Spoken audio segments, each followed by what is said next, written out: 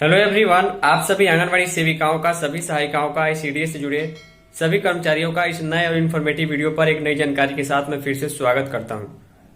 बिहार आंगनबाड़ी के संबंध में एक खबर निकल कर सामने आ रही है, जिसके बारे में आपको इस वीडियो में जानकारी देखने को मिलेगी।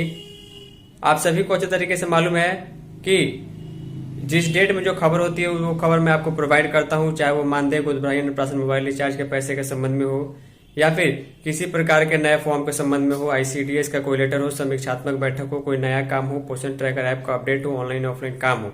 आज की जो खबर है बिहार के एक जिले से हमें प्राप्त हुई, जहां पर सैकड़ों हजारों की संख्या में आंगनबाड़ी केंद्र किराए के मकान में चल रहे हैं। सरकार का टारगेट पूरा नहीं हो पा रहा है, जमीन नहीं मिल पा रही है कि नया भवन का निर्माण हो पाए, क्योंकि नए भवन को बनाने में और जमीन की जो स्वीकृति मिलने में, एनओसी मिलने में भी काफी ज्यादा सबसे ज्यादा पेचीदा समय लगता है। क्योंकि भवन के निर्माण के बाद सबसे बड़ी बात की सबसे अच्छा बिल्डिंग और सुविधा प्रोवाइड कराई जाती है लाभार्थियों के लिए, बच्चों के लिए आंगनबाड़ी सेंटर में, और किराया भी बचता है। तो इसके रिलेटेड जो डिटेल खबर चली आगे हम आपको बता देते हैं। तो फाइनली जितने भी आंगनबाड़ी सेविका वर्कर इस वीडियो को देख रही है, पूरी वीडियो को ध्यान से देखिएगा। लिखा गया है कि जिले के 1093 आंगनबाड़ी केंद्रों के पास नहीं है अपना भवन। अपना भवन नहीं होने का मतलब ये है कि एक तो दिक्कत ये होती है कि किराए का पैसा भी सरकार का खर्च होता है।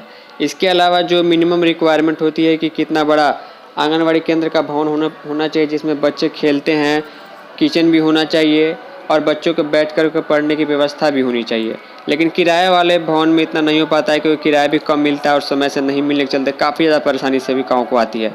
और नया भवन बनाने का जो नियम है, सबसे पहले ज़मीन के लिए अंचलाधिकारी से एनओसी लेनी होती है, तो ज़मीन जल्दी मिल नहीं पाता और मिलता है तो एनओसी में दिक्कत होती है। उसके बाद उसके लिए आवंटन आता है 10, 11 लाख, 12 लाख रुपए, तब जाकर भवन का निर्माण हो पाता है। तो देखिए, किशनगंज जिले से हमें खबर प्राप्त हुई है। लिखा गया जिले में संचालित 1897 आंगनबाड़ी केंद्रों में से 736 के पास अपना जमीन तक नहीं है, भवन नहीं है। इतना नहीं, जिले में भवनहीन आंगनबाड़ी केंद्र संख्या है 93। आलम यह है कि कहीं जर्जर भवन में तो कहीं झोपड़ी भवनहीन आंगनबाड़ी केंद्रों का संचालन हो रहा है। भवनहीन आंगनबाड़ी केंद्रों का भाड़ा जो है 2000 रुपये प्रति महीने के दर से भुगतान किया जाता है और ये एरिया के अकॉर्डिंग होता है। अगर आपका आंगनबाड़ी केंद्र ग्रामीण क्षेत्र में चलता है तो कम किराया मिलता है, शहरी क्षेत्रों के लिए जो है किराया अधिक रहता है। लिखा गया है कि इस लिहाज से भवनहीन आंगनबाड़ी केंद्रों के नाम पर करीब 12 लाख रुपये प्रति महीने सरकार का किराए के रूप में खर्च हो रहा है।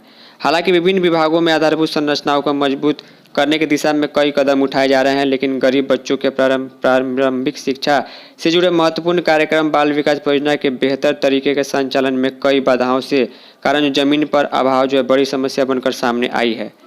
इस दिशा में प्रयास भी लगातार डिपार्टमेंट कर रहा है और यहाँ पर चूँकि प्रयास में सबसे ज़्यादा बाधा जो है ज़मीन अधिग्रहण की है या ज़मीन मिलने की है। ज़मीन मिलता नहीं है एरिया में, क्योंकि आंगनबाड़ी केंद्रों का एक फिक्स पोषक क्षेत्र होता है, एरिया होता है, उस एरिया में ही ज़मीन मिलने के पर एनओसी दी जाती है या फिर उसके कुछ नज़दीक में भी हो जाता है।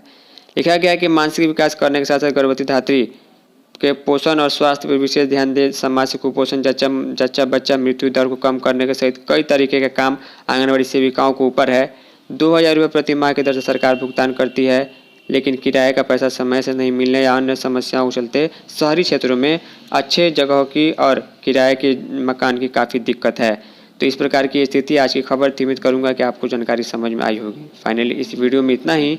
धन्यवाद।